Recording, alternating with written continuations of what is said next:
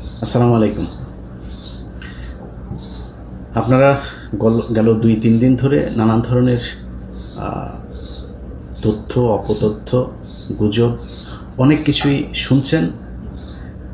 এইসব শোনাশুনির ভেতরে আপনাদের অনেকের অনেক ধরনের মন্তব্য আসতে পারে যে আসলেই সেনাবাহিনী কী চাচ্ছে, সেনাবাহিনী কি আসলেই ক্ষমতা নিতে চাচ্ছে কিনা। দেখেন, প্রথম কথা হচ্ছে যে সেনাবাহিনী 5 তারিখে কোন পরিস্থিতিতে শেখ হাসিনাকে যেতে, আপনারা এর আগে শুনেছেন, বুকে পাথর চাপা দিয়ে সেনাপ্রধান তার এটা করতে হয়েছে 5 তারিখের ঘটনাগুলো। এটা কিন্তু বাস্তব কথা। মানে সিম্পল একটা জিনিস শোনেন, ধরেন একজন পুলিশের কনস্টেবল নিয়োগ করতে গিয়ে, আপনারা বাংলাদেশে আছেন, আমার চাইতে আপনারা অনেক ভালো জানেন এগুলো। আমরা তো আপনাদের কাছ থেকে শুনেই কথাবার্তা বলি। আমি নিজে তো আর এখানে আমার এমন কোনো সোর্স নাই যেটা দিয়ে আমি উড়ে গিয়ে তারপরে গিয়ে জেনে আসি। আপনারা জানেন যে একটা পুলিশের কনস্টেবলের চাকরি নিতে গেলে আপনার কি পরিমাণে করতে হয়, সরকারি যেসব গোয়েন্দা সংস্থা এই যে ভেরিফিকেশনের কাজটা যে চলে, আপনার পরিবারের ভেতরে বাবা মা ভাই বোন না, এর বাইরেও 14 গোষ্ঠীর ভেতরে জামাত বিএনপির কোনো লোকজন আছে কিনা সেটা যাচাই বাছাই করে তারপরে আপনাকে চাকরিতে নেওয়া হতো। এটা সত্য কি মিথ্যা আপনি নিজেকে জিজ্ঞেস করেন। যদি তাই হয়, শেখ হাসিনার চোখের সামনে সেনাপ্রধান ওয়াকার, শেখ হাসিনার পছন্দগুলো কি আপনি বলেন? শেখ হাসিনার পছন্দ হচ্ছে ওই নিজাম হাজারি, শেখ হাসিনার পছন্দ হচ্ছে এই শামীম ওসমান, শেখ হাসিনার পছন্দ ওই যে কুমিল্লার বাহার, যত জাউরার যত শ্রেষ্ঠ প্রো ম্যাক্সের একদম সর্বশেষ ভার্সন যেটা আছে, সবশেষ ভার্সন হচ্ছে শেখ হাসিনার পছন্দ। এর আশপাশে কোনোদিন ভালো মানুষের কোথাও এই জায়গা দেয় না। তো এর মতো একটা জাউরা এই যে ওয়াকারের মতো একজনকে এখানে বসাবে, আপনার মনে হয় সেনাপ্রধান এ যে কোনো সময় চাইলেই সরকার পতন ঘটাইতে পারে, আমাদের সাবকন্টিনেন্টের প্রেক্ষাপটে যদি চিন্তা করা যায়। তাকে যাচাই বাছাই না করে শেখ হাসিনা ভুল করেছে সেনাপ্রধানকে বসিয়ে, এটা মনে করার কোনো কারণ নাই। গোয়েন্দা সংস্থা না, খালি শেখ হাসিনা যদি ভুল করেও ভারত তো ভুল করবে না। শেখ হাসিনার এই ধরনের পদগুলো, এই পদায়ন কারা করতো? ভারত থেকে করতো। এমপি মন্ত্রী কে কোথায় বসবে গুরুত্বপূর্ণ জায়গায়, পুলিশের বিভিন্ন শাখায়, সব ভারতের দেয়া। তো ভারত তার ব্যাপারে জানে না, না জেনেই তাকে এখানে বসিয়েছে। ওয়াকার মনে প্রাণে একজন আওয়ামী প্রেমী, যেটা সে আগে বলেছে, বুকে পাথর চাপা দিয়ে তারপরে তিনি 5 তারিখের এগুলো করেছেন। ওইটাই হচ্ছে বাস্তবতা। তো এই ব্যক্তির যদি আপনি কোনো চিন্তা ভাবনা ধারণা সব বাদ দিয়ে আপনি নিজে থেকে একদম সায়েন্সের মতো যদি তাকে করতে চান, ল্যাবরেটরিতে যদি টেস্ট করতে চান, তো ল্যাবরেটরি টেস্টে আপনাকে প্রথম করতে হবে, এই যে হাসিনা 9 মাস ধরে অনেক বক্তব্য দেখেছেন, এ কিন্তু এর মুখ কিন্তু যথেষ্ট কি বলবো, যে ও কথা না বললে পারেন, ও কথাই কিন্তু এই যে এই পতন টতন যা কিছু হলো সব কিন্তু এর কথাই।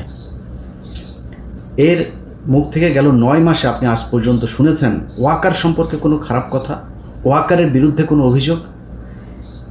গত 3 বছর ধরে ইউনূসকে নিয়ে শেখ হাসিনার এত কথা কেন, এত শত্রুতা কেন?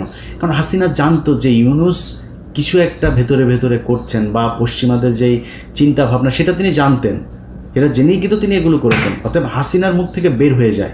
আমি অনেক আগে একটা ভিডিওতে বলেছিলাম যে হাসিনার সামনে কি করবে, কি ঘটছে ভেতরে, এটা হাসিনার মুখ দিয়ে বের হয়ে যায়। হাসিনা এটা চুপ করে মুখে রাখতে পারে না। তো এতদিন ধরে ওয়াকারের বিরুদ্ধে হাসিনার কোনো অভিযোগ নাই। এর কারণ কি? আমি এর আগে আরেক ভিডিওতে বলেছিলাম যে শেখ হাসিনার সাথে ওয়াকারের ওয়াইফের ফোন দিয়ে সার্বক্ষণিক যোগাযোগ হয়। ওয়াকারের স্ত্রীর সাথে তার প্রতিদিন কয়েকবার কথা হয়, তারপরে ওয়াকারের সাথেও কথা হয়। তো এগুলোর যদি নাকি আপনি ওই যেটা বললাম ল্যাবরেটরিতে যদি নাকি আপনি টেস্ট করতে যান, আপনি দেখেন আওয়ামী লীগ যা যা চায় ওয়াকার তা ঠিকঠাক মতো করছে কিনা। 5 তারিখে শেখ হাসিনাকে ওয়াকারের প্রথম কাজ কী ছিল? তারে অ্যারেস্ট করা। সে তো খুনি, তারা অ্যারেস্ট করেছে? করে নাই। এই যে আয়নাঘর থেকে তো সাথে সাথে বের করে দেওয়া দরকার ছিল, লোকজনরা যাইতে দেয় নেই। প্রথমেই তো তার এটা উচিত ছিল যে কোথায় আছে। সে মনে করেন আয়নাঘরের এগুলো খালি জিয়াউল আহসান সব কিছু করেছে, আর কেউ সব ফেরেস্তা। এখন জিয়াউল আহসানকে বানানো হয়েছে হচ্ছে বলির পাঠা। জিয়াউল আহসান যত কিছুই তার বিরুদ্ধে অভিযোগ আছে, আমি জানি না সেগুলোর কতটা সত্য মিথ্যা আমি জানি না, কিন্তু এই লোক ছিল হচ্ছে স্ট্রেট ফরওয়ার্ড লোক। যারা যা বলতো, যারা মেরে ফেলবো তার মেরে ফেলবো, এই টাইপের লোক সে একজন। এখন এদের সাথে তেল দিয়ে চলতে পারেনি, সব দোষ তার ঘাড়ে দিয়ে সবাই ভালো মানুষ। এখন আপনি যে সেনা প্রধান হিসেবে ক্ষমতা নিলেন, আপনি জানেন না কিচ্ছু, এই যে গুমটুম হয়েছে, আয়নাঘর, কোনো কিছু জানেন না। তাহলে 5 তারিখের সন্ধ্যার ভেতরে সবাইকে ওইখান থেকে বের করে, আপনার ক্যান্টনমেন্টের ভেতরেই তো ছিল এগুলো, আপনি করেন। এখন পর্যন্ত কি ক্যান্টনমেন্টের ওই আয়নাঘরে আপনার নিয়ে গিয়েছেন? গেলেন কোথায়? গেলেন হচ্ছে র্যাবের একটাতে, তাও সেইটার মানে রেনোভেশন করে তারপরে নানান ধরনের পরিবর্তন এনে তারপরে মানুষকে নিয়ে দেখালেন 6 মাস পরে। 650 মানুষকে আওয়ামী লীগের ক্যান্টনমেন্টে জায়গা দিল কে? তারা এখন কোথায়? কয়দিন পরপর দেখা যাচ্ছেন এই ইন্ডিয়া চলে গিয়েছে, ওইখানে চলে গিয়েছে। কে পাঠাচ্ছে? সবশেষ হামিদ গিয়েছে। আপনার মনে হয় পুলিশের একজন এসপিকে সেটার জন্য দায়ী করা হচ্ছে? এমনকি এসবির যে প্রধান, তার দায় আছে, অবশ্যই তার দায় আছে। সে এসবির প্রধান, নো ডাউট যে সে কখনই আওয়ামীপন্থী লোক না, সে আওয়ামী লীগের দ্বারা নির্যাতিত লোক, কোনো সমস্যা নেই, কিন্তু তিনি এই দায় এড়াইতে পারবেন না। বাট যদি সব কিছুর উপরেই করা হয়, এখানে 100% আর্মি জড়িত। আর্মিকে বাইপাস করে, আর যদি আরেকজন করতে চায় সেটাও ডক্টর ইউনূস, কিন্তু আর্মিকে বাইপাস করে না, তাদের সমর্থন নিয়েই তারপরে করতে হবে। সো এই ঘটনার সাথে আর্মি জড়িত। এখন পর্যন্ত ধারাবাহিকভাবে মমতাজকে ধানমন্ডি থেকে গ্রেপ্তার করা হয়। আচ্ছা, আপনি বলেন এই দেশটা টিকবে কেমনে? আমারে বলেন। ধানমন্ডির মতো জায়গায় মমতাজ এতদিন ধরে পালায়া ছিল, তো এই দেশের পুলিশ করে কি? ডিজিএফআই করে কি? এনএসআই করে কি? গোয়েন্দা সংস্থা কি করে? আপনি এই দেশ কেমনে টিকাবেন? এই যদি হয় গোয়েন্দাদের অবস্থা, তাহলে আপনি এই মানে ভবিষ্যতে যে আরও বড় ধরনের কোনো ঘটনা ঘটবে না, সেটা আপনি সামলাবেন কেমনে? পারবেন না সামলাইতে। তারপরে কি করলো? হাসিনার বাড়ি ভাঙবে পোলাপান, ওটা তো বাকশালের আতুর ঘর, ওইখানে বসে এই দেশের যত অপকর্ম সব হয়েছে। এই দুর্নীতি থেকে শুরু করে এই পর্যন্ত এই বাংলাদেশের যত অবক্ষয়, ভারতের যত যোগসাজশ, ভারতকে এই দেশে কাজ করতে দেওয়ার যত কিছু, সব ওই ঘরে বসে হয়েছে। ওইটার পাবলিক টয়লেট বানানো উচিত একদম, মানে লিটারালি। এটার এরকম না যে মানে মানুষ যায় এখন তো হিসু করে, এইভাবে না, বানাই দিতে হবে। পুরুষ মহিলার আলাদা করে ওখানে বাথরুম বানাইতে হবে, এবং লেগে দিতে হবে বাথরুমের ওইখানে সামনে বড় করে ব্যানার থাকতে হবে, একটু হেগে যান, এটা এই জায়গা হইতে হবে।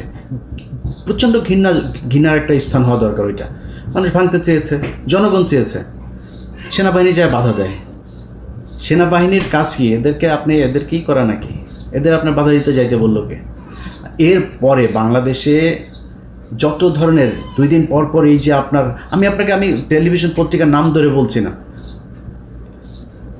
ডিজিএফআই থেকে নোট দেওয়া হয়, এটা মাঝখানে বন্ধ ছিল, এই গত কয়েক মাস ধরে আবার শুরু হয়েছে। নোট দেওয়া হয়, এইভাবে নিউজ ছাপতে হবে, ছাপছেন।